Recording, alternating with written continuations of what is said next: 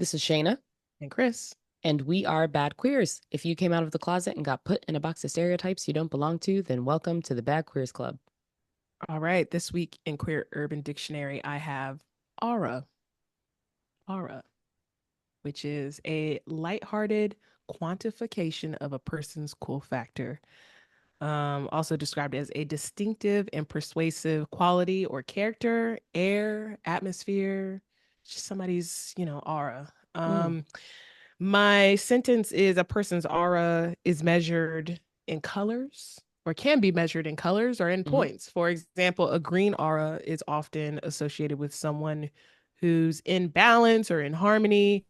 In points, I may be losing 1,000 aura points for even defining aura right now. So, aura, I see it. I see the aura points being used and thrown around in colors and all that. So I was like, let me define it for us older folks, millennials and up that don't use it.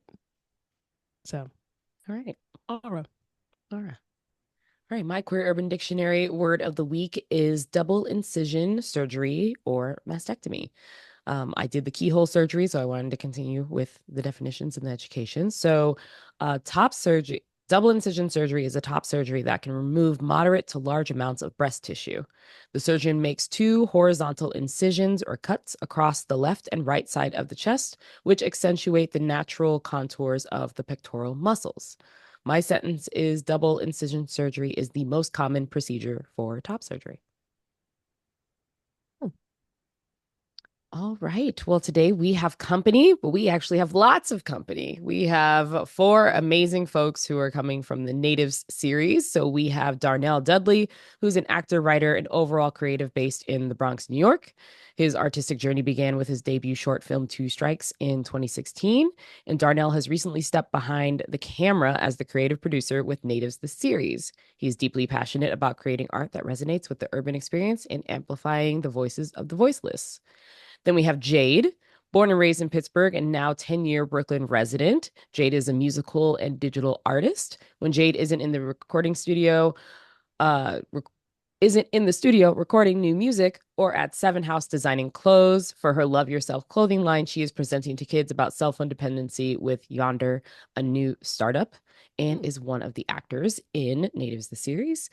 Then we have Ronald Hinton, is a queer Afro-Puerto Rican actor, writer, producer, and impact creator. He founded Shared Soil Productions in the Queer Voices NYC Film Festival based on a passion for centering and celebrating LGBTQIA plus filmmakers of color. Some examples of his work include his award-winning documentary, My Hair, My Rules, which explores men of color's emotional connection to their hair, as well as his groundbreaking web series, Natives, which follows a group of unapologetic queer Native New Yorkers navigating adulthood in the projects of New York City. And finally, DaJuan is a native of Paterson, New Jersey, currently based in New York City. They've danced for artists such as Madonna, Todrick Hall, Hante Moaning, Spike Lee, Victor Jackson, MKXYZ, and person's name that I do not know because I should know and I don't know, so I'm not even going to try to pronounce it. But they've danced with a lot of people. They've appeared on TV shows such as Rhythm and Flow, starring Cardi B, Fat Joe, Jadakiss, and more. Full Frontal with Samantha Bee on TBS, and the award-winning film West of Frank, making its premiere in London, Barcelona, Berlin, and mostly in New York City at Regal Cinemas. Beyond dance, DaJuan is a judge and master teacher for Groove Dance Competition, a certified Pilates trainer signed to Onyx Unity as a model, and plays Kai in Natives, the series. All right, like we said before, we have a squad here with us today. We have the team from the Natives series. And so to make sure that everybody knows who they are listening to, we are going to pass the mic and ask everyone to say their name and their pronouns. And I'm going to start with Darnell. Hey guys, my name is Darnell Dudley. Pronouns he, him, his. And yeah, I'm excited to be here. I'm excited for this work. Yes. And we'll pass it over to DaJuan. Hey y'all, my name is DaJuan and my pronouns are they, them, theirs. Hey DaJuan, how are you? I'm good. Good to have you. It's nice to be here. All right, and then next up, I'm going to pass the mic to Jade. What's up? I'm Jade Mathis, and my pronouns are she, her. Perfect. Wrapping it up with Ronald. Hello, everyone. My name is Ronald Hinton, and my pronouns are he, him, his. Awesome. Well, thank y'all for joining us. We are happy to have y'all on and to learn more about natives. Before we jump in, I did want to know a bit about y'all, yourselves, your background. So, Ronald, I'm going to start with you. Tell us a bit about yourself. Yeah, sure. So again, Ronald Hinton. I'm born and raised from New York City. I really started acting at the age of 12. So I've wanted to be a storyteller for a really long time. From 12 to about 18, I was strictly acting. And then I went to school for acting. I studied acting at Pace University for their acting for film, TV, voiceover, and commercial program. It was actually the first year they created that program, and it was everything that I wanted. So it was really exciting for me. But our senior year at Pace, they actually tricked us, and our acting class was a writing class. So we came in expecting this to be an acting class, but they said, no, this is going to be a writing class. And we're doing this because we want you all to create your own work when you leave here, not to just wait for opportunities. And at the time, I was a little bit annoyed at it, but now sitting here looking back today, it was really great. It was really useful. And I'm really grateful that that happened, because I wouldn't be here without that. That is what challenged me to write my first web series with my best friend. That really expanded my mind into thinking, rather than acting and feeling like I have to tell other people's stories, I can create my own stories. And also realizing that I have a lot of stories to tell. I didn't think I did before because I didn't necessarily see them. But when I started having to write and bring in scenes, that challenged me to be like, oh, wait, I haven't thought about this, or I haven't seen this. So that is what inspired my writing journey and where I am now. And I'm really grateful for that. I really want to just uplift queer, BIPOC creatives and people in general. And so I also have a film festival called Queer Voices NYC that is dedicated to centering and celebrating queer, BIPOC filmmakers. Nice. It's like Pace kind of did the Mr. Miyagi Karate Kid to you with like For real. not letting y'all know like this is not waiting around for stuff, creating your own opportunities. Yeah. It's awesome. That's awesome. Darnell. Yes. So hey, I'm the creative producer and writer of Natives, a series. And I kind of like started out similar with Ronald. Like I always knew I was wanted to be in the arts, and like get into storytelling. So I started out like kind of in musical theater actually throughout high school and college, and kind of like doing also like film and TV work, like kind of just going through like the regular actor, getting an agent on auditions, and then it came to a point where I was just kind of like, I don't know, I was just at a weird time with like the auditions I was getting. And I just wanted to write. I knew I wanted to do more. So that's how I started to get into writing. Actually met around that time frame when I wanted to like step behind the camera. So I just always wanted to just write stories. I always knew I had stories to tell. So that's kind of like where I started with this whole acting and my whole like artistic journey, because I also am a creative producer, not just an actor, not just a writer. So yeah, that's kind of like me in a nutshell. Born and raised from the Bronx. I feel like I get a lot of my influence from the city. I feel like New York is such a vibrant and like diverse city. Like I get so much inspo. So I feel like that definitely reflects in my work, in natives, outside of natives, and all my writing is just heavy influenced by like New York and like the streets of New York. It's awesome. DaJuan, do you want to tell us about yourself? Hey, so I play Kai in Natives the series. So I am from Paterson, New Jersey. I'm from Paterson, New Jersey. I live in the Bronx now. I grew up dancing since I was maybe like 8 years old. Singing. I also attended like performing arts schools growing up, middle schools, high schools, where my major at the time was vocal, and then transitioned to a dance major, and then I was like a theater minor. But simultaneously, while I was in school, I will always simultaneously train outside of school at other dance programs and things like that. So yeah, I've been dancing since I was 8 years old. I graduated from the Drive for Ballet School, which is basically like a conservatory. So when I was in high school, my senior year, I ended up leaving to attend that school full time, and I graduated from there. And then from there, I didn't go to college. I just started to audition for the real world and stuff and learn in real time. And from there, I was able to work with artists such as like Madonna and Todrick Hall, Spike Lee, and John Tate Moaning, and just really amazing people. I feel like it's so awkward talking about yourself sometimes, you know? No. You're like, where do I go? But yeah, and I still dance professionally. I teach a lot. I teach independently now. I'm teaching at this arts camp, which is like a really interesting experience. Awesome. Yeah, it's called Youth Dance. So it's like in Long Island, but it's like a summer arts camp for kids, and I absolutely love it because I feel like sometimes if you need like a reset, they say that you should surround yourself with nature and children and things like that. So I kind of got like hit with both at the same time, and it was really nice. But beyond dancing, I teach Pilates. I judge for like dance competitions and stuff, which I also love.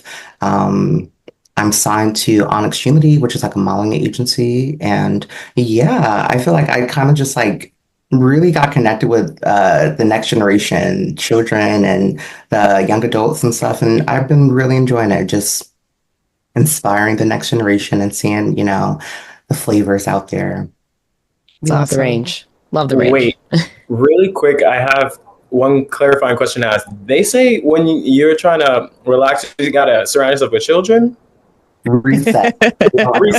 Reset. There was no relax. I heard reset. I'm not relaxed. I'm surprised. I think that's DaJuan, I had you. You said reset. I think that's your opinion. Yeah, reset. Well, let me clarify that because look, if my job hears me, I love my I love it. They are amazing. But yes, this is like my first time doing like a 9 to 5, honestly, like working Monday through Friday, and yeah, you know, it's been but I'm here for it. Yeah, it's cool to have the kids and nature though. Like it's not relaxing, but it will fill you up. It's like they're both so pure, you know. It's beautiful. And honestly, just to see like, because it's summer camp, you know, so just to see the kids like be fun, have fun and smile, run around and just play with their friends. It's really just nice to just see and observe. That's awesome. And Jade, tell us about yourself and your background. Yeah, I feel like I agree with DaJuan. It is a lot to talk about yourself. I know this sounds like a job interview. The most time. Yeah, I'm not gonna lie. Yeah, my name is Jade. I play Tiff in the series. And outside of natives, I'm an artist. I sing and I rap. And I've actually really been I've been hitting the 9 to 5 grind really, really hard. And I finally kind of got the opportunity to like space away from that and really hone in and focus on music. And I'm actually signed to EQ Distro under Rock Nation. So I've just been kind of taking the time to really like focus on my project and how I want my message to come across. I tend to be kind of like myself, I guess. Like, and I think as an artist, that's something that I really want to hone in on, and like also my queerness as well. Like no one was really there to like teach me about buying my first strap on. I literally went with a cis white man, you know, to the store. Wow, doing the service. And yeah. Wait, hold on. But was it an accurate? Like, did that person do well? I mean, I think just the support, you know, the support was like, he was kind of like, he didn't know either. He was just like, well, fuck it. Like, let's go. Like, this is New York. We can find a store on the corner here. Like, sure enough, we found a store on the corner, and you know, that was the strap that got me through for a long time. That got me through. Come on. But yeah, that's kind of like a big dream of mine, to have like my own line of like strap-ons. Yeah. Yeah, for sure. You know, a different kind of strap to pull out. You know what I'm saying? Yeah. Like, let's pop out and pull out with that. How about that? But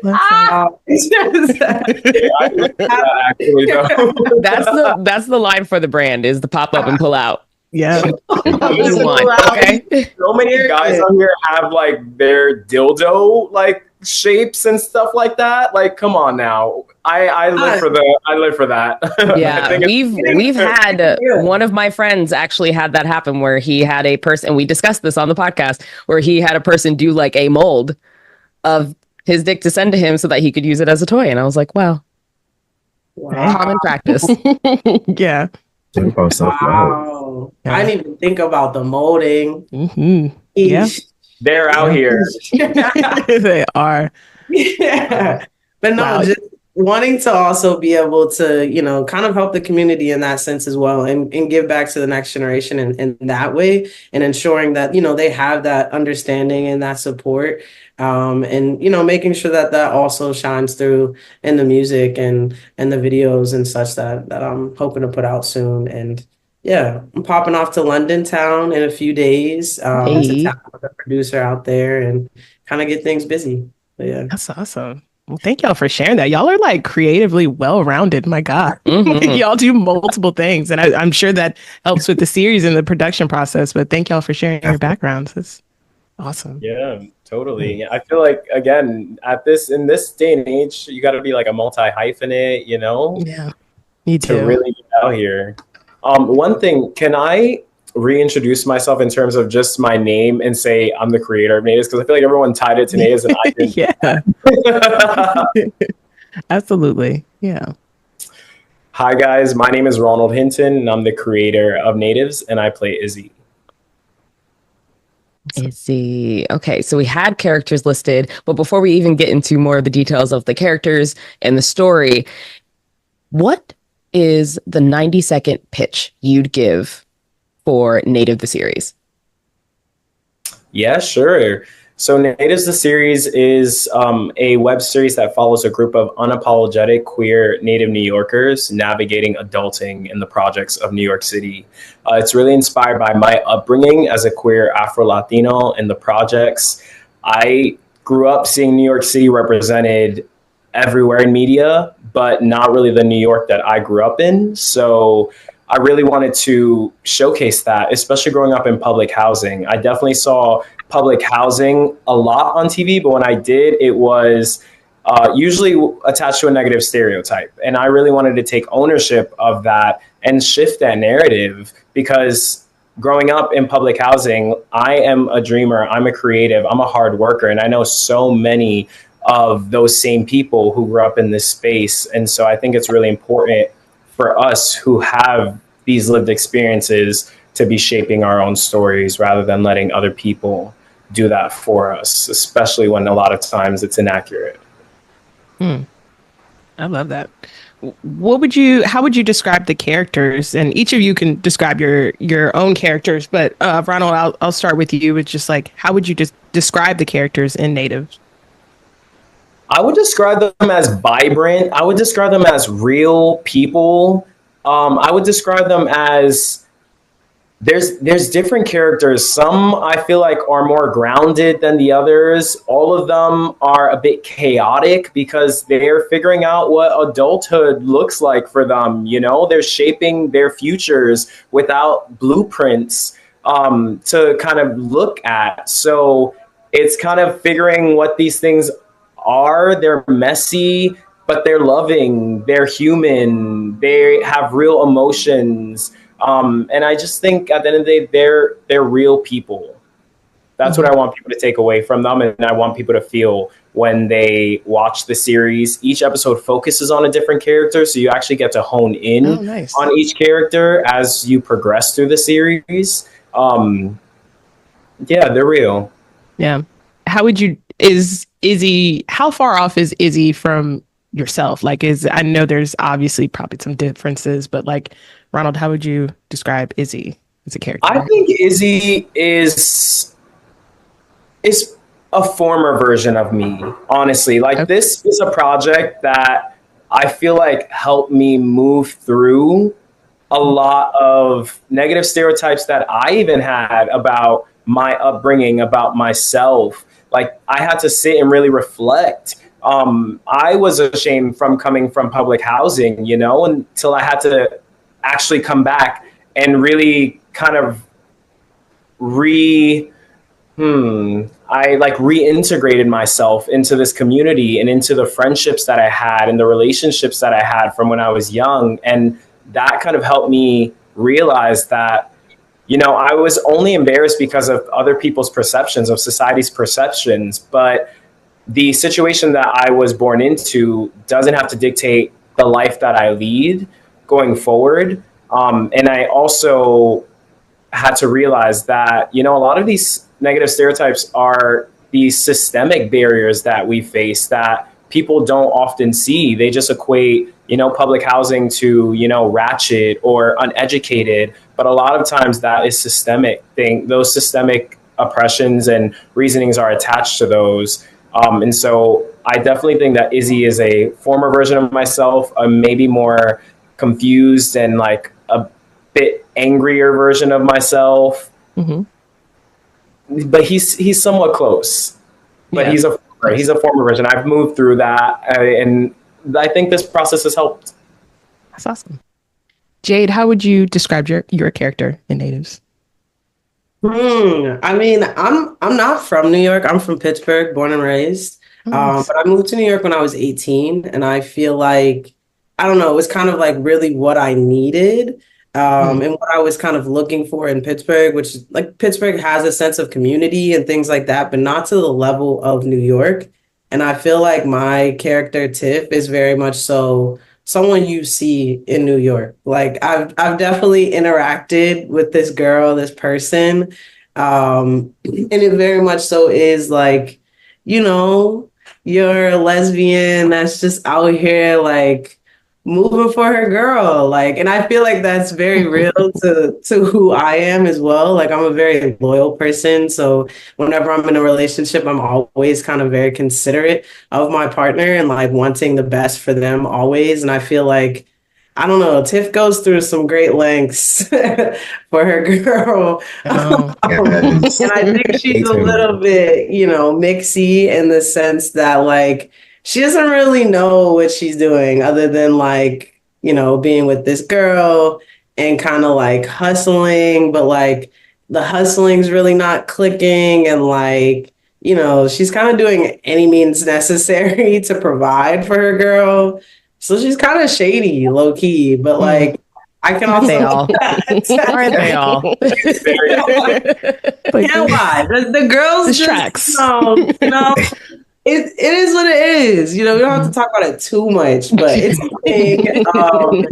And yeah, I think she's just really kind of moving through that. And I don't think she's, you know, really like wondering what's going on with life to an extent. I think more so because of the money and, you know, wanting to have nice things, like because she is focused on that and doesn't have the money to do that. Like, that's something she's constantly thinking about. But other than that, it's just like day to day, I'm smoking with my boys. I'm trying to push a little bit and I'm here. And I feel like, I don't know, she's not really considerate of a lot of other characters either, which is interesting. But I also think I've kind of moved through that portion of my life as well, just even in my younger years. So it's interesting to kind of revisit it and also be able to see it from other perspectives. See the growth of it. Yeah. Growing out of stud fuck boydom and all that. So like, that's what I heard. Yeah. Growth. Yeah, I know. I was like, oh, it's stud. That's like it. The path is from your girl and you are here trying to hustle and not do things, but then you're problematic on the behind the scenes. I was like, wow, look at this nice definition. Wow. Tale is old as time. For real, not gonna okay. And won't though. And won't. We'll be like, no, I'm fine. Won't. And we'll talk about it. Exactly. DaJuan, tell us about Kai. Tell us about your character. So Kai and I are both dancers. I feel like Kai is more so like a struggling dancer. I feel like I'm blessed, for my reality to be like the opposite. But Kai is like figuring shit out. Kai's like, okay, well, let me just surround myself with dancing. What's the closest thing? Let me work at a front desk at like a dance studio, just so I can be surrounded by the art, share the network, and all those things.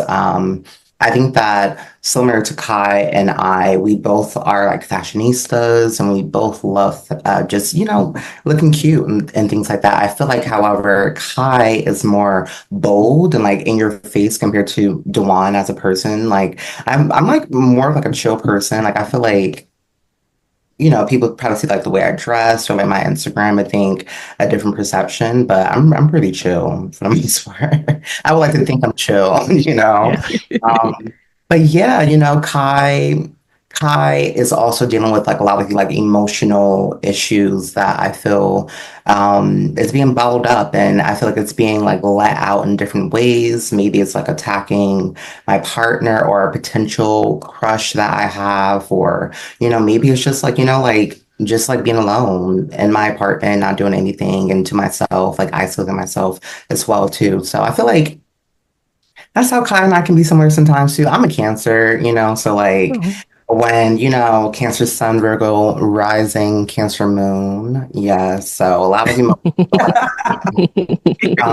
but yeah, I feel like Kai and I are similar in that way. It's like, when things are going on, we kind of like to like distance ourselves, or I don't lash out. Kai lashes out, but I love that it took until DaJuan to mention the first astrological sign of the characters. And so I know that was an important part of the writing room and being able to understand the depth of your characters and how they come out. And they all seem very real. So Darnell, can you take us through what the writer's room does look like, what that experience is when you're developing the stories? Because not a lot of folks who listen get to know what the creative process looks like.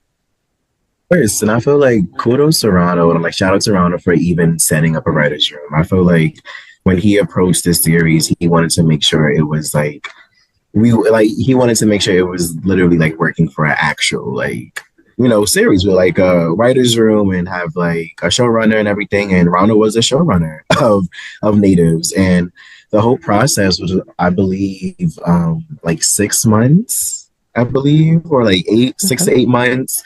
We met every week for like 3 hours. We had like 3-hour sessions where we just, we shared stories. Every session wasn't like always writing. We just shared stories, talk about the characters. And when we really broke down to like these characters like Kai and Tiff and Izzy and Ricky, we, like you said, like we got down to like what's like their zodiac sign, like how do they act, and we also made sure the cast filled out personality tests, and we kind of like got their results, and we kind of like did some work with that, and kind of like researched it and kind of added it to the character breakdown, because all these characters are most of the characters are pretty parallel to them in real life. Like Tiff, Jade's actually a rapper, Tiff's a rapper, Kai's a dancer, DaJuan's actually a dancer. So we just really pulled some pieces from like their real life, fluffed it up, made it more, dramatic, of course, for TV. But it was such a good experience. Like our other writer, Tay, she's from LA. So she collaborated with us, and we also had V, our writer's assistant, who I believe was an ATL. So it was just such a melting pot of ideas and experiences and stories. And literally everything was so intentional when it comes to Natives the series, when it comes to the setting, the music, the outfits, everything was so intentional and was just fleshed out in the writer's room. And I feel like, honestly, for me as a writer, that was like such a good experience to get experience of being in the writer's room, for one, and also just working with other people and collaborating.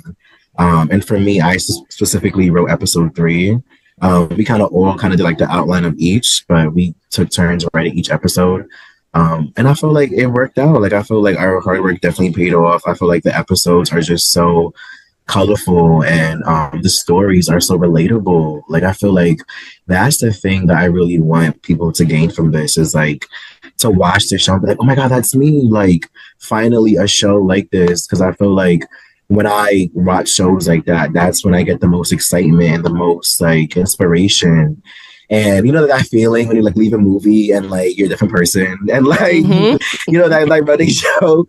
So I feel like, well, that really is true though, because I feel like watching TV and watching a good storyline, when you really relate to it, that really is transform, like it really transforms you. And I feel like it's needed in our culture, it's needed in our community. Being Black and gay, we have two strikes against me. I feel like it's just so rare to find a show that that I can relate to. So I feel like this is that show that, you know, 17-year-old me is gagging. Like, my inner child me is like gagging at this, because I feel like I would generally watch this show. Like, I would love to see these characters, how Tiff operates and how Kai moves, and like their style, and like just everything about it is just so intentional. And I feel like our writers' room, we really made sure to be intentional and make sure it was impactful, colorful. Every community is being heard, and we didn't like, you know, miss any spots, and we just, you know, crossed our T's and dot our I's. Was there any memorable moments that y'all can share from the production process that like stands out, that you'll remember forever, but just like really stands out from the production process? And I'll start with you, Darnell. Yeah, I feel like there's so many there's so many moments, honestly, from set, because we filmed for like 8 days, which was so dope to film, and like from the different locations. And I feel like, honestly, the best thing maybe as I can think of right now is, I don't know, this may be anticlimactic, but I feel like for me it's really memorable for me, because I feel like as a creative producer, I really had Ronald really gave me opportunity to be involved in like the music that you guys see, the artwork that you guys see. So anything creatively, I got a touch and, you know, a conversation in, which is really dope. There was this artist that I really, really loved named Steven Hendricks from ATL. His art is phenomenal. I feel like I love it. I fell in love with his art. I always wanted his art in the series, and I reached out to him with the, you know, to hopefully we could get it. I think it was like a week before filming. He's in ATL, but we hopped on a phone call. We got the artwork. He shipped it over like in Next Day Express, filmed it, and like the scene came out beautiful. And like, I don't know, it was like such a like manifestation moment. Yeah, like it was just so cool. And like I don't know, it kind of gave like Kerry Washington boss energy too, because like I was like, it's handled. Like it was. Yes. Come on, it's handled. So it was just, yeah, it was a really fulfilling moment. And honestly, like I feel like when you guys see that scene, it's a really, really and it's a really dope scene, and it's in episode 1. I feel like, yeah, just his adding that touch was just everything to me, and just making that connection was everything to me. Executing that was everything. Having his support, he could have said no, or you know, so I just having his support meant a lot to me, and I feel like I would never really forget that from set. That's awesome. Ronald, what was a memorable moment for you, or moments? This is hard, but I will do one from each stage of production because it's kind of coming to mind, but I think there's so many too. For me, for pre-production, you know, before we did anything, well, actually, there's going to be a couple. Edit out what you need. But the crowdfunding campaign, I think, is definitely one of the most memorable moments for me, because again, we sought out to raise $20,000 and we actually did raise that. And that was just such a memorable moment, because one, to be able to have that idea in your mind of like this certain amount, and then actually see people rallying behind you for your idea to get brought to life, that is just a feeling that is indescribable. I think it's really just like the purest form of support. And that it was really difficult. You know, we were outreaching for 40 like plus days straight, reaching out to people every single day. Darnell was on that crowdfunding team. Darnell's been part of every process of this. So grateful for Darnell, honestly. But that was a really special moment because we had this goal and we actually made it happen. And we had over 249 people contribute to this campaign. Wow. To really, make that happen. That's crazy for me to think about. 250 people like giving money out of their pockets to really be like, hey, I see you and I want this to be brought to life as well. And that showed me the demand that was out there, because as an artist, sometimes you can be like, is this needed? Am I doing the right thing? And that was a confirmation.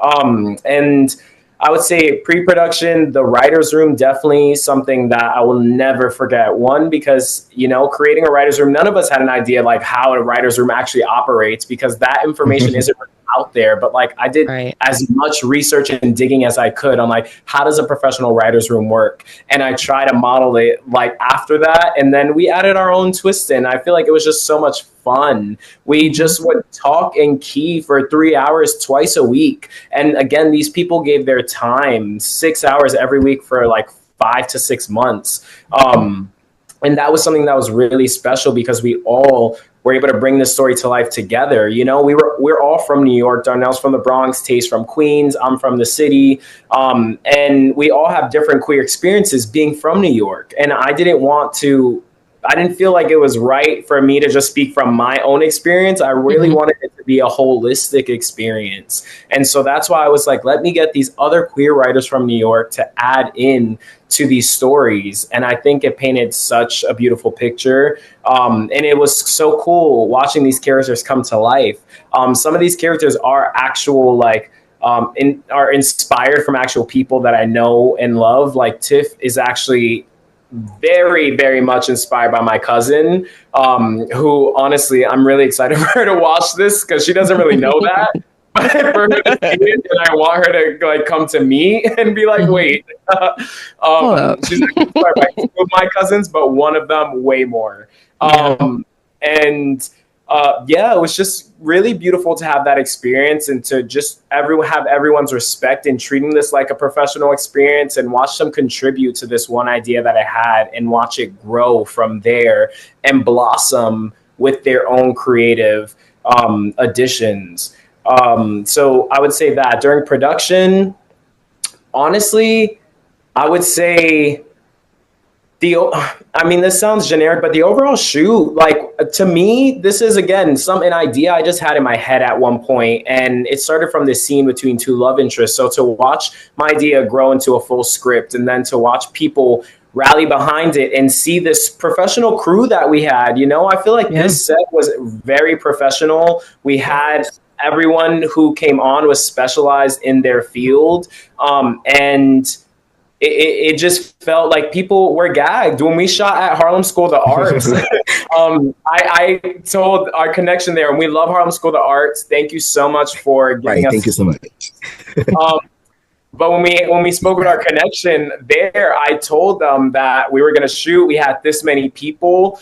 And when she came on set, luckily she came about like 4 hours into a shooting. So we were pretty much done. But she was like, what is happening? This is a lot of stuff. And in my head, I was like, I did tell you we were bringing like this many people. The production. Think about the scale of the production. And she was kind of gagged. And that was really funny. Because I think that, again, it was very intentional to try and get this to be as professional as it could. And I guess for post-production, I think really our team it feels like our team got tighter in post-production. And that is really beautiful. Me, Brittany, Darnell, watching, I feel like the first time I saw the first cut was really beautiful for me, because this is the first time I'm seeing it actually go from idea to page to actually like on a screen. And there's so many emotions coming into my head because I wrote it. I'm also acting in it, and so that was a lot. But once I removed myself from that and those other opinions and just watched it, I was like, wow, like, I can't believe I'm here. I did this. Yeah. We did this, but I did like that. That's magical for and it inspires me to create more, and like reminds me of why I wanted to be an artist, and why I run this film festival for other queer people, and why I just love art and how healing it can be as well. And so it's So many moments. Amazing. It's awesome. Jade, do you have a moment that sticks out during production? It's a memorable moment. During production. Right. Yo, I didn't talk about my man Oreo. Like, yo, we were on set. We were outside, and there was this pigeon that just kept. That is It's so New York. not where I expected this to go. I tell you, he was hanging around, bro. Like you would have thought that was the homie. Like the way he was sitting by us, it was super weird. And he wasn't just like your average pigeon. Like he literally looked like a Oreo. I was like, okay, he's different. And like it seemed like he was going through something. So we were taking crap and like really putting like water in bottle caps, and he was drinking it. So that's how he knew. He really Does Oreo get a credit? Right. He needed us. Cameo. I think about him, every now and again. I wonder, like, Oreo's doing. If Oreo got back on it, it's a tough city, like dog out here. Like, I can't imagine from the point of view of the pigeon, but I think just like the growth of the project in general. We've really been doing this for a long time. Even like thinking back to the auditions and just the conversations that we've had throughout the entire time and how things have really grown and have really just genuinely manifested have been, it's just been an amazing experience to be a part of. And I think just the growth, and I'm only excited to like keep learning more, even to be able to hear from both of them a little bit more the tea of what's going on is nice, because I do think it has been growing like beautifully, and I'm excited for the world to see it. Shout out to Oreo. Shout out to Oreo, bro. If you're listening to this, like, let us know some way somehow that you're that you're all right. You know what I'm saying? Like, I hope you good. I hope Send a sign, something. a little sign, a little sign, something. A note. And DaJuan, what was your memorable moment during production or pre-production or post-production?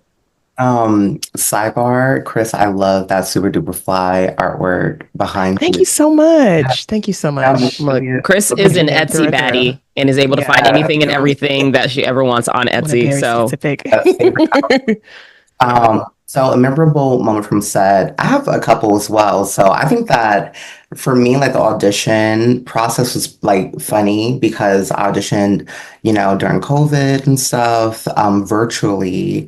And, I feel like most of us was just like, dressing half at the top, like naked at the bottom and stuff. So my ass was up in a leopard print leotard, and that's it. Like that's an audition. So I found out funny because I don't know why mentally I just wasn't like putting two and two together that I'm like actually at an audition. So spruce it up, but it's whatever. It is what it is. Second moment that is memorable for me is actually when we were at Harlem School of the Arts. This lady saw me and her and I connected, and that lady was actually a person that worked at the dance conservatory I went to when I was in high school, and I feel like she was like the program coordinator, director, and stuff like that. But someone that I definitely spoke to often, saw often, and I feel like it was such a full circle moment because I feel like both my worlds collided in that one moment. Like I'm on set acting as a dancer while I'm seeing someone from my real dance life like hug me and just be like, oh my gosh, I'm so proud of you. Like this looks amazing. It was really full circle and just really touched my heart because I feel like mentally I was just like, okay, I'm on the right path, whatever I'm doing, I'm on the right path. It's working out and I need to just keep doing what I'm doing right now. And then another moment from set that's funny to me is the apartment that I film in as Kai. whenever we would place orders for food, my orders would never be included. Like it's like, Oh man, It was wrong. we'll always have individual orders, and it was always that one particular set. Whenever we were filming at that set, my food would never be there, and it had to be at least like 2, 3 straight of just like, oh, where's Salon's food? Oh shit, they forgot. That's so You're funny. like, It gives all right. it gives Mean Girls energy where they're like, and none for Gretchen Wieners, bye. Yeah. Like that's what. But I did eat. Okay. No one Good. You like to clear it up. That's so That's funny. awesome. It sounds like Oh, a great great. production. Yes. It sounds like so much fun, and the way that y'all connected is also beautiful as well to see it through the different auditions and, you know, friendships and projects. So it's really awesome to see this connection and these relationships grow because you can feel the energy amongst all of you of how personal and wonderful this is. So feeling that on this end, when it comes to the actual series, what do you hope that folks will get out of watching this series? And anyone can answer that. I kind of said it earlier, so you know, I'll just touch on it again. But I really want, and it's similar to what Darnell said. I think this is for, you know, younger me who really didn't necessarily see myself and all of my intersectionalities represented. You know, I am a gay, like Afro Latino man who has both feminine like traits, masculine traits, and I live in that intersection. And a lot of times I feel like in media, you have to be like one or the other of whatever identity you are. You can't just be in the middle of something and just be kind of like a blend of things. And so that is really what I want people to take away, that, you know, you can be yourself and see yourself reflected. And if Hollywood is not going to do it, you know, independent creators will do it. And you know, support these independent creators so we can continue to tell these stories and they can eventually get to these bigger platforms. But I just want people to feel seen, to feel heard, and to feel represented. Okay. I kind of agree. Like, just to feel seen, like, I feel like this is something that's just something that's new and fresh. And I think when I wrote this, I kind of had it back in my mind, like just something for somebody to like sit down after a long, stressful day and just to like unplug and just watch something and kind of like immerse yourself into this world. Because I feel like we really made it like our own world with characters and different situations. So definitely just really relatable. I want people to take from this.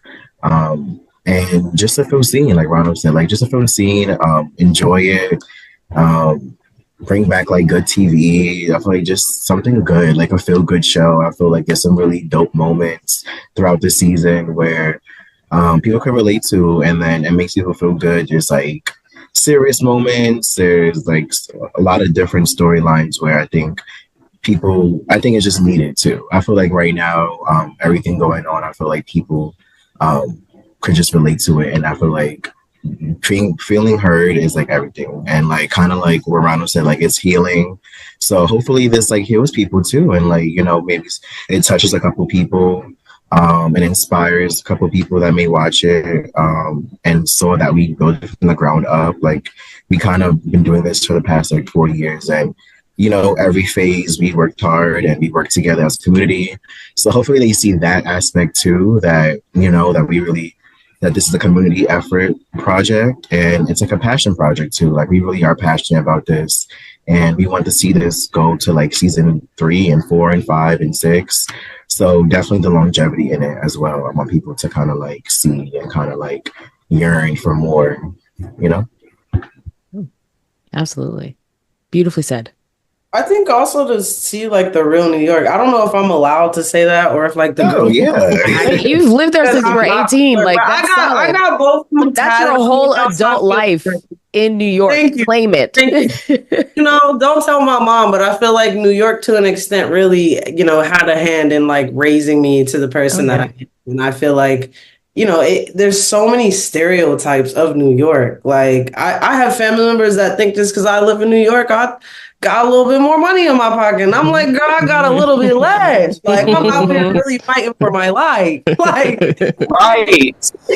not for real. Like, send them the receipts. Right. Let them see the receipts, because I don't think people have the opportunity to really see that version of New York. There's a lot of it's like glorified in a lot of the ways of like the street versions of New York, and then even that is not properly depicted. It's very much so just TV being TV. But there's not necessarily that opportunity to get that glimpse of like the real New York and like, you know, what's really going on in those spaces and how people have come to be so diverse, but then also to be so open to having community. Like, I love that about New York, that like, you know, no matter what, like I could be on the train, I could be crying, and some random person is definitely going to ask me, you know, like it's a lot of just people that, you know, are just genuinely looking out for one another, because, you know, we're all here. I mean, it's a very crowded place, but like, you know, ultimately all those people do look out for one another. I feel like it's an unspoken thing, and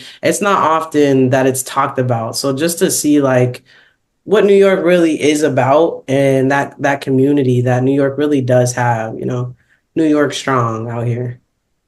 Love that. Y'all are sweethearts. I think y'all get a bad rap, but all of my interactions with New Yorkers from when I started going, when I was like in college and everything, has always been so positive and like so caring. Like, I think, you know, I think it's the fast walking. Y'all walk fast. It's very intimidating. And then so, y'all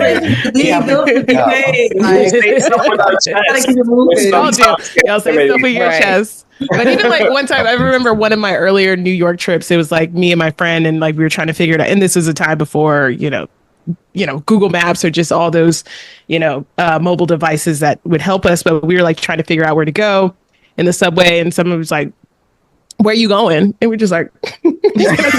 But they like legitimately like helped us out. Like, it has always been that. Like, it's just like, I think, you know, maybe tough exterior, and it's a city, you know, so dense and populated and diverse. But like, I've only had really positive experiences every time I've gone to New York. Like, New Yorkers are great. So love y'all. Kind but not nice. That's what they say. Yes. Kind, yeah, not nice. Exactly. Yeah, because that's the flip side for the West Coast. That's the flip side. Yeah, it is. Yes. It is absolutely the opposite with the West Coast. So yeah. Interesting. I didn't even think of it that way, but it is the opposite out here. So. It is. It is. Well, before we shift over to Bad Queer Opinions, we've been talking about natives this whole time. When can folks expect to see the series, or at least the first episode? When will they get to tune in? So they will definitely be able to tune in October. So you heard it here first. October, they were going to premiere, yes, and then they will be able to see the first 2 episodes of Natives, and hopefully more to come. Oh, that's exclusive. Because I'm like, I've been itching, and yeah,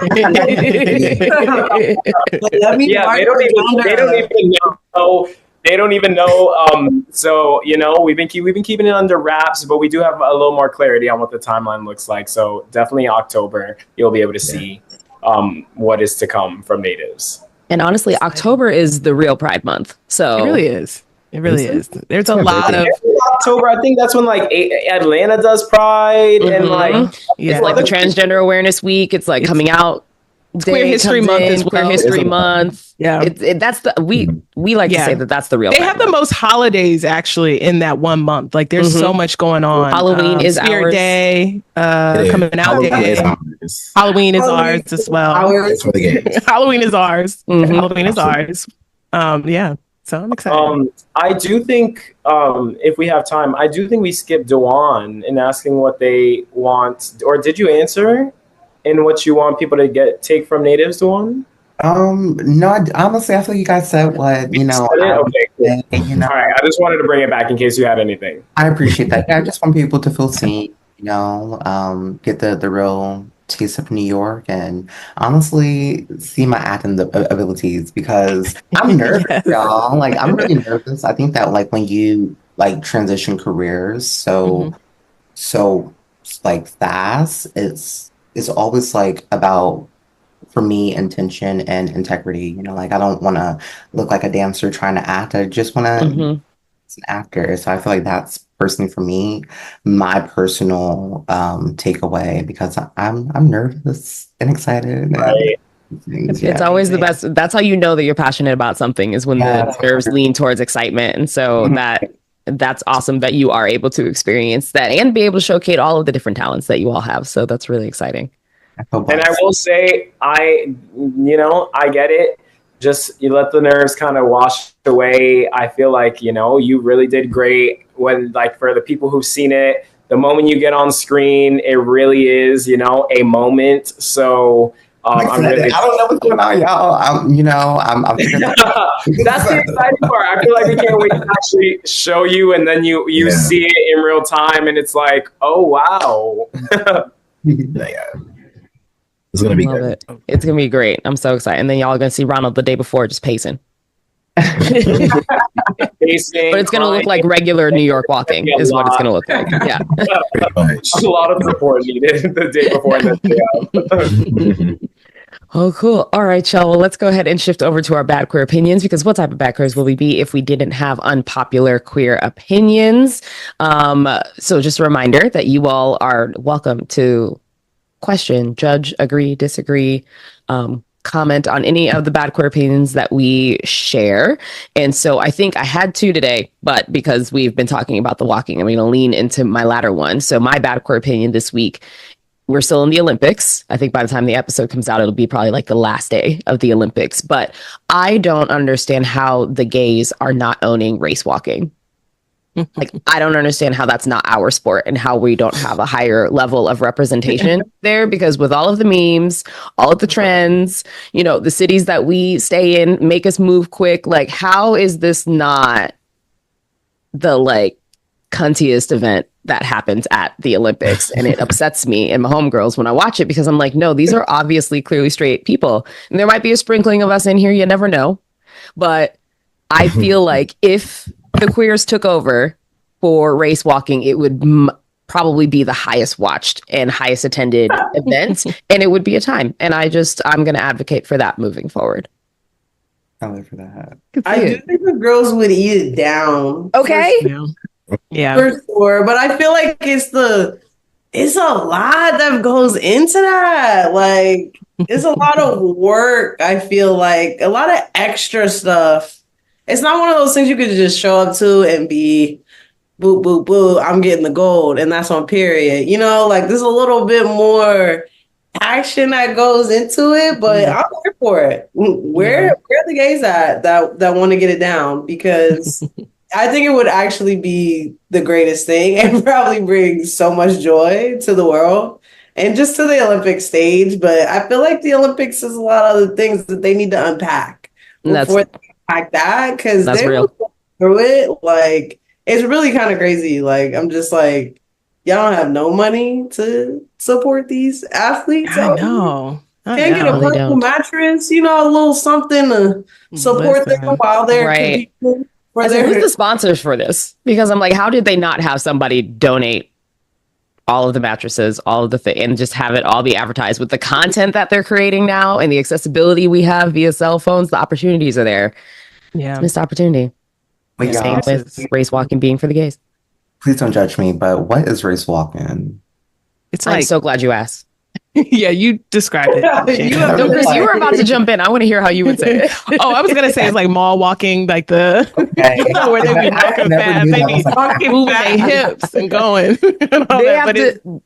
They move so fast, and it's literally like a marathon amount of time that you are race walking, and it's like they're all just power walking, but one foot has to always be on the ground at all times. So it just looks like your sachet Shantae like times 10 speed is what it looks like. Olympics.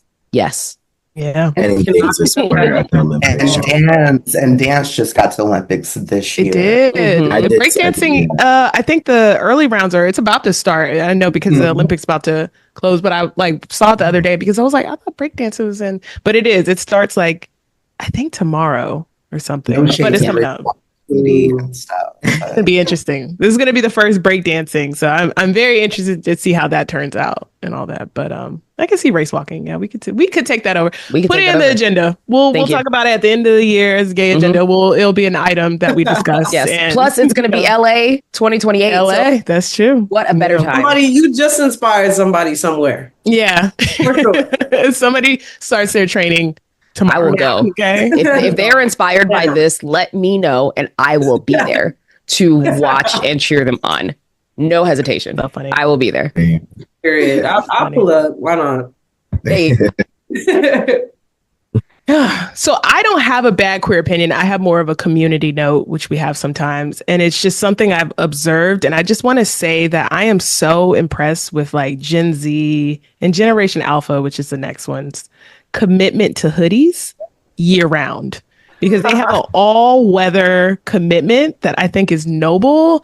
I also want to know if it's like, if it provides like emotional support, because like I see these kids like wearing it in the summer heat from coast to coast. And I just think, I don't know what that is, but their commitment to hoodies are just so noble. And I want to know more about it. Like, what is that? Like, because like hoodies are great, but like wearing a hoodie in the summer is so... That is a choice, and a choice a lot of them make. Like they love hoodies, so yeah, it has made me question a lot of my outfit choices when I like look out the window to be like, "What's the weather like?" And then I see the children walk by in like their hoodies, and I'm like, "I don't." This tells me nothing. You can't tell. You cannot tell. Like I just, I was in Florida and in New York, upstate New York, a couple weeks ago, and again. In Florida, hoodies. In New York, hoodies. They wear it out here, and I'm just like, in the summer, I don't know what it is. And I was like, I do wonder if it's like maybe like a weighted blanket kind of thing for them. I think like, so. Like they think it's cool, man. They think do. that do. I'm they're like, trying to keep up their image, Yeah, maybe I don't have the aura. Tech, Nike Tech tracksuit. Just My God. You see me early, like oh. I feel like in New York it's the Scully cap, and that just like a hoodie, okay, like maybe you could take it on and off, but like a Scully cap in summer. What are we doing? I don't know what it is, but something's going on, and I have questions. But, more power to them. So I was like, DaJuan, maybe you can ask the children next time you go to camp and just see. Honestly, I try to pick my battles of how much information I want to know. There. Actually, you can do as long as you don't pass out. They got that. Exactly that. Like I was like, how are y'all not? Hope you're drinking water or something. So, all right. Well, DaJuan, let's have you go ahead and start with your bad queer opinion. Yeah, because we're on the topic of talking. My bad queer opinion is maybe other BIPOC people understand this, but I'm not slowing down for white people when I'm walking. I love that. Yeah, because today I was in Grand Central and I had to I feel like I was about to get bombarded by a whole bunch of white people passing me, and it's like, why? What is so wrong with just letting a BIPOC person just walk past you? When you see them, you don't have to rush. Slow down. It's okay to slow down and let that person walk past you. Yes, that's my bad queer opinion. I love that. Reclaim that true. sidewalk. Yeah, so that part. Go around. Figure it out. Love it. Darnell, what's your bad queer opinion? Yes, I had a couple, but I think one of my bad queer opinions, and I think other people could maybe relate to this, but I think saying "I love that for you" is so backhanded, and please do not say that to me. Because what do you mean? What do you mean you love that for me? You should love it for you too. I hate. And I love that for you. I hate that. I literally got an argument. Yes, and it's like, what? It's never like, oh, I honestly love that for you. It's like, oh, I love that for you. Right. Like with the Call three U's.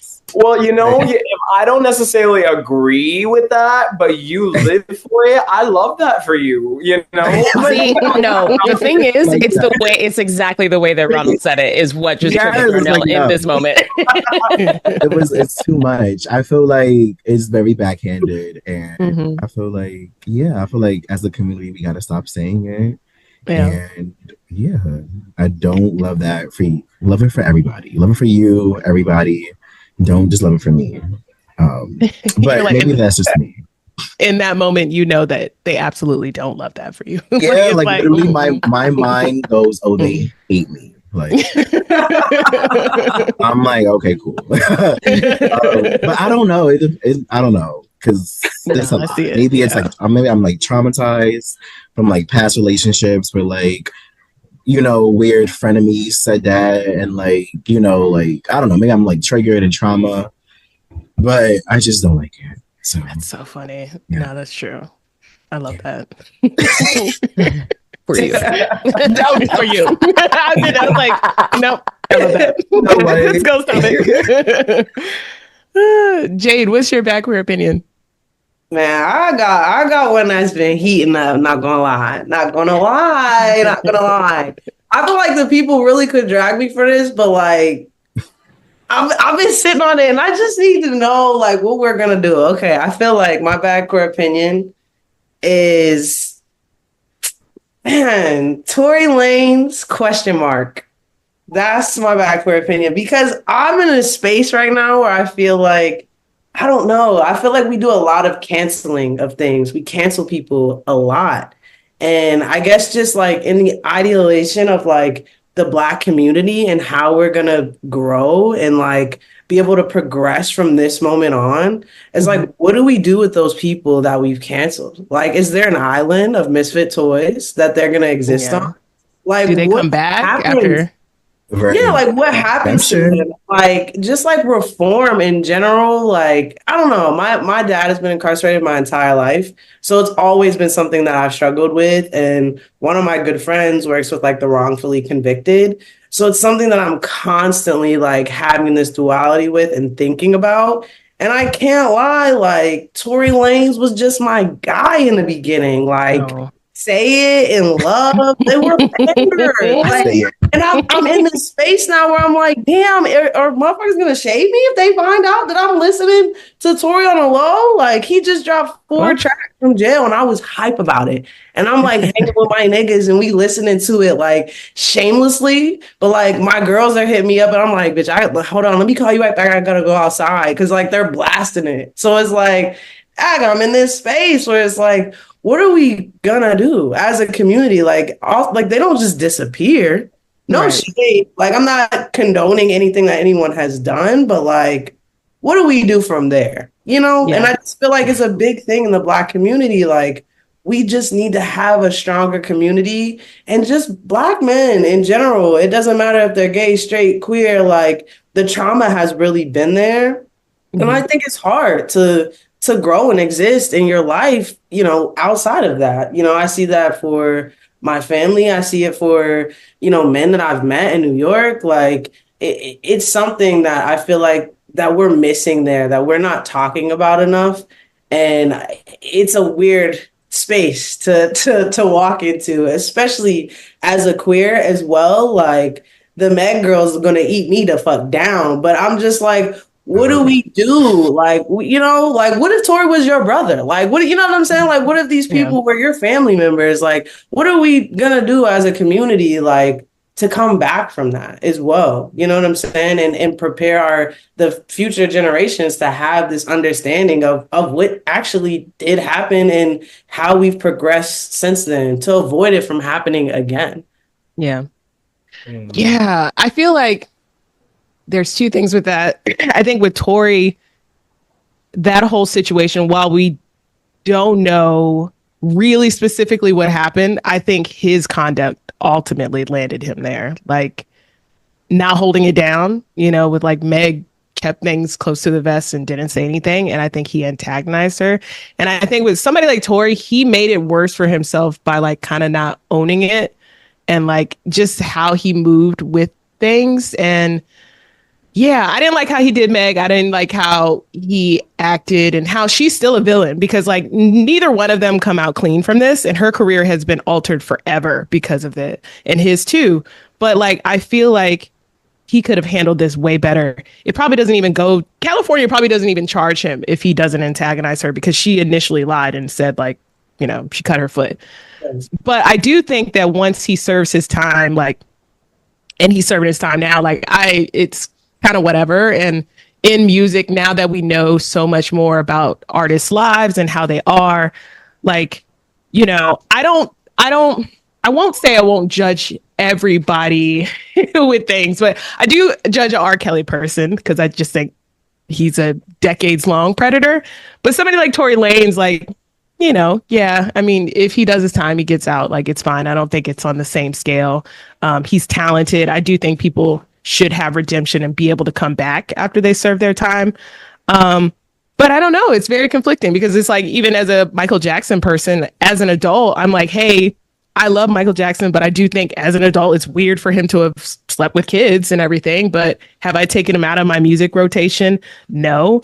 I don't like Kanye's politics, and Kanye all but raised me in college, but like, I don't want to hear any of his new shit now and all that. And I haven't canceled him, but like, I don't care about anything he does now.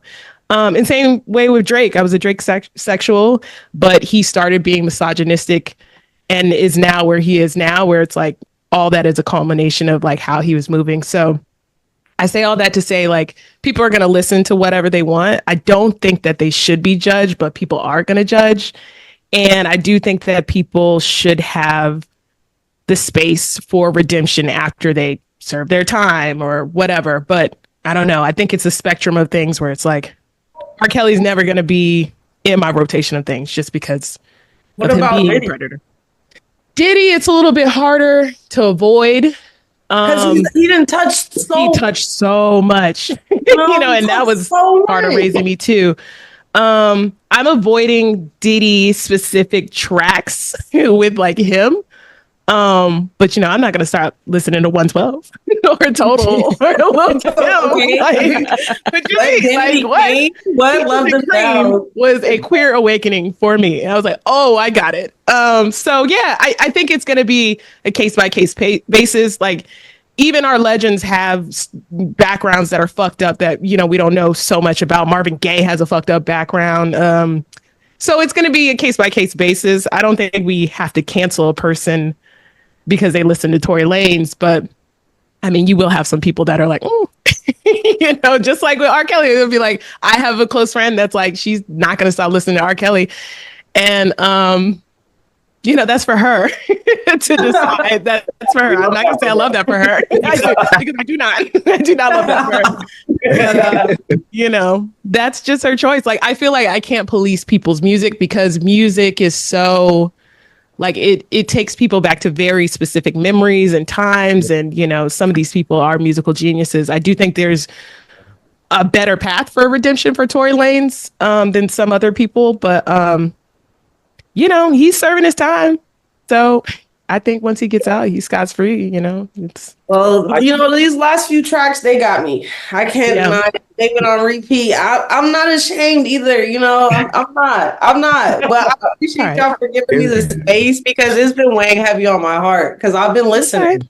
I try to keep my headphones low. I try not to tell any of my girls. I'm hollering, not this closeted Tory Lanez listening. Yeah, right. Tory Lanez sent you right back into the closet with this. Running out, turning things down.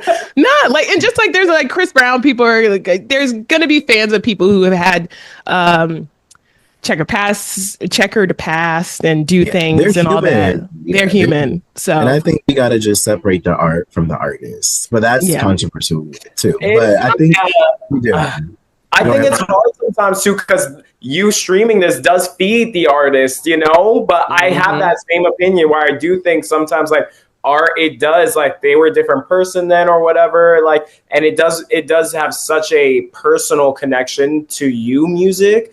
But it does, at the end of the day, feed that artist too. And then those numbers are like, okay, people listen to you. So next album or increase in check or so it is kind of complicated.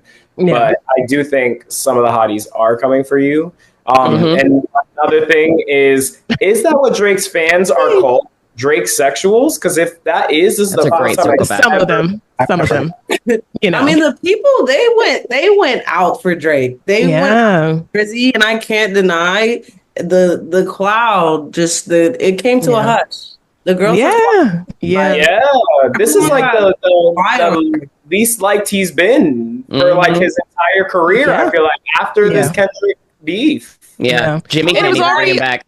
It was already on track too. That was the thing. It was like he started to do that incel bullshit and that misogynistic lyrics. I'm a Rihanna fan. Like he kept on like bitter X shit, just dropping lines in there. I didn't like how it was already progressing when he was around. I want to say certified love, whatever that. Yeah, there we go.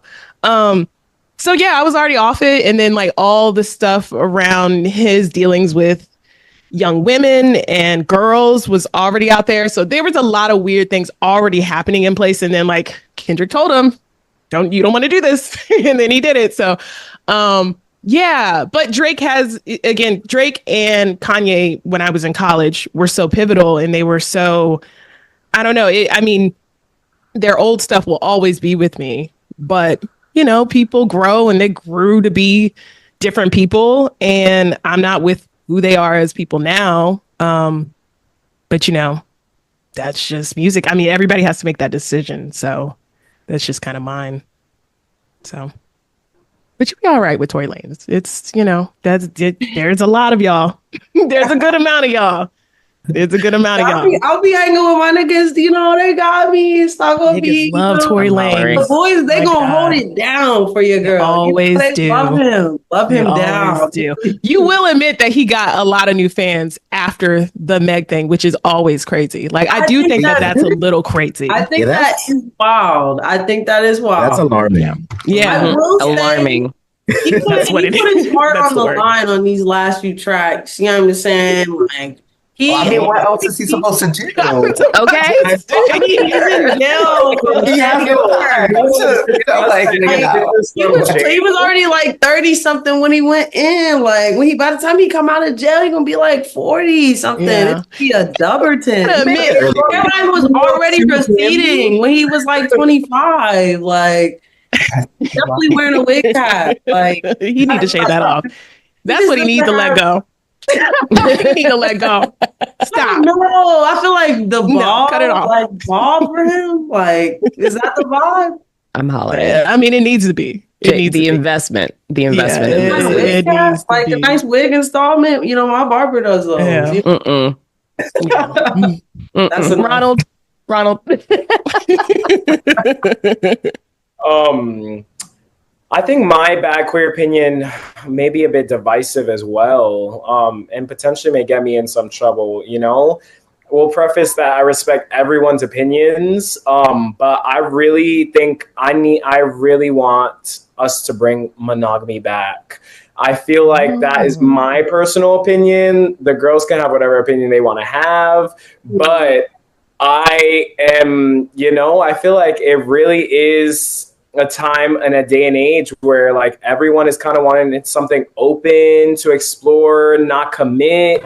And it's kind of just like, you know, like, what's up? What do you want? You know, let's be upfront with it. You know, let's not find out a little bit later and then like feel like we have this intimate connection. And then it's like, oh, well, let's do this. You know, I'm a romantic, I feel like, and maybe that's from media, from, you know, these traditions, which it's hard because, you know, not everything that's traditional I agree with, but I do still love the idea of, you know, finding that one person to kind of create a life with. And I feel like it's really hard right now in this day and age with social media, with dating apps, like that idea is really hard.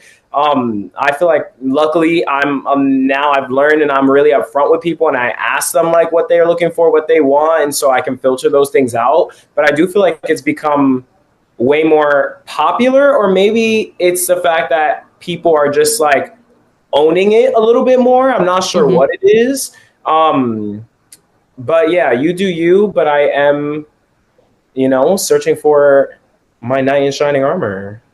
Oh, like, make America monogamous again. All that. You're like, come on, please. Yeah.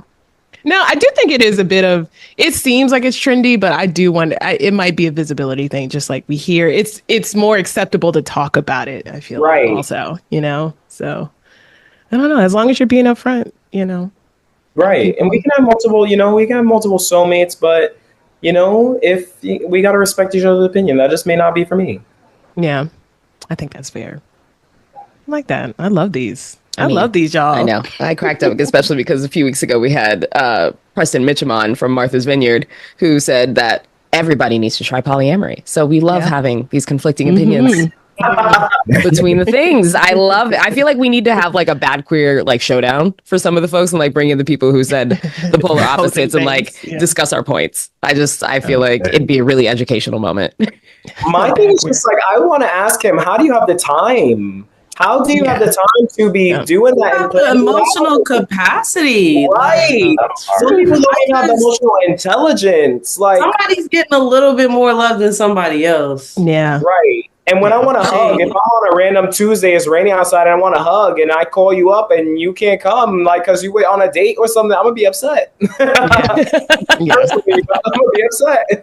The logistical nightmare for me. I was like, I can't give you the emotional support for that, or just physically tired, okay? Like, so I don't know how they do it. All the time, just tired, just exhausted on dates. So I can't, so... Oh, I love those. These are great. Thank y'all for sharing. 10 out of 10, team. 10 out of 10. Very good. What a range. What a joy. Well, let's go ahead and all day.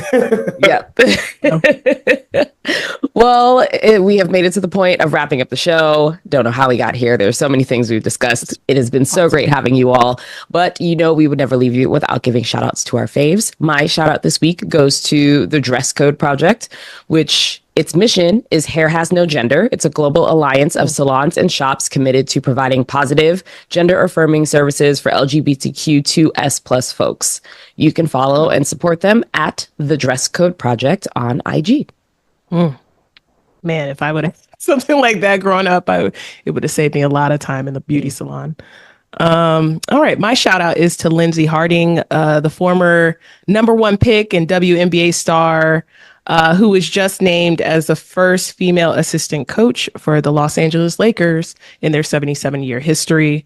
Shout out to Lindsey, and follow her on IG at Lindsey_Harding. Love to see it.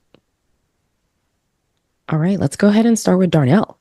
Yep, I could go. My shout out is to actually one of my close friends, Chef Will Coleman. He's a queer chef in New York.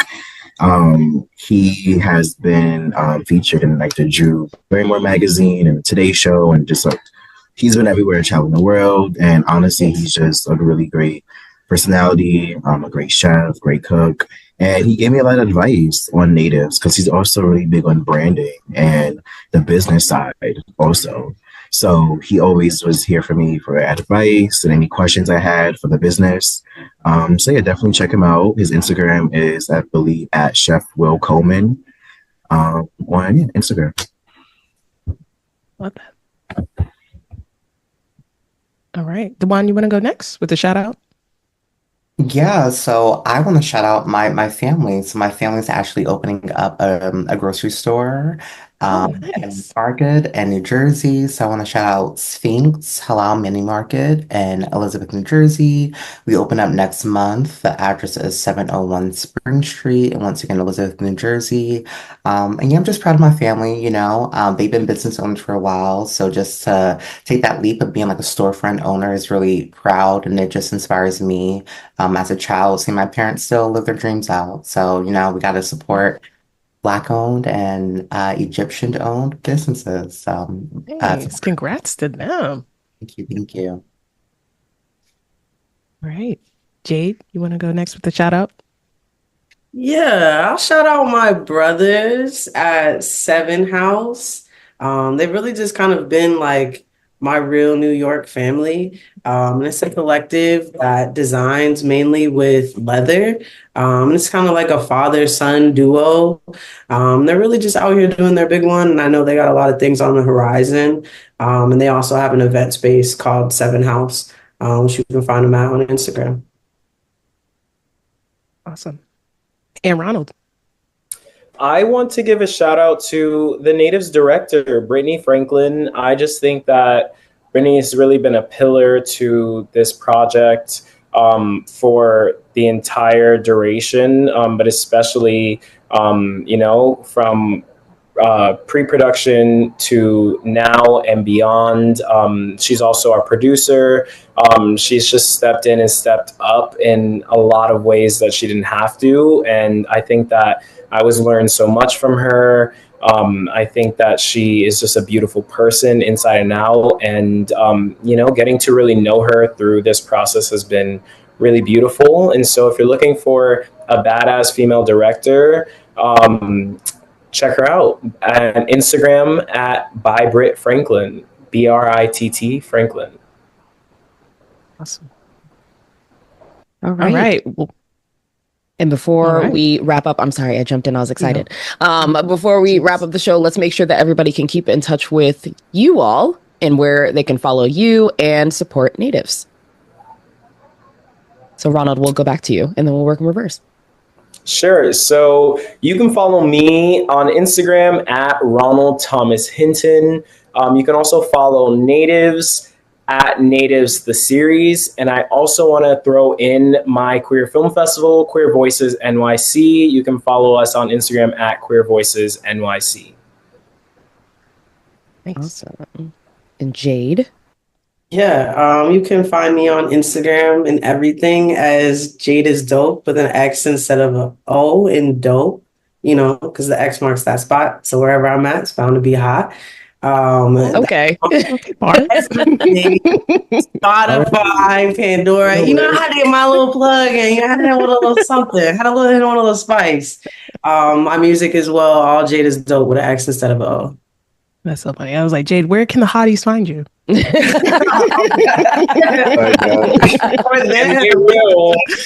part. All love. It is all up. All love. Okay, love it down too. I'm just saying. Yeah. I'll be nice. No, for real. Y'all Period. Yeah. Better be. Chris is going Right. to He's in jail. He's in jail. There's going to be a direct link on our website soon where it's like, here, talk to Jade. All right, DaJuan?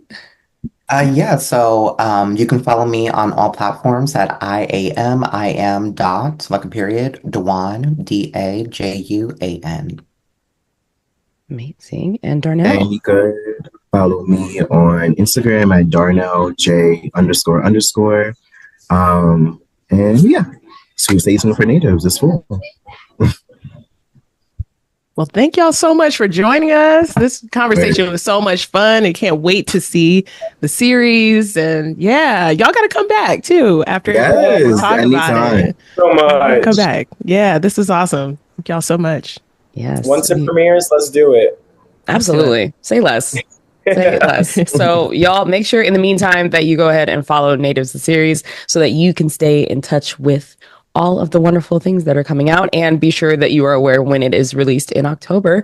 But until next time, thanks so much for tuning in, and we'll see you next week. Take care.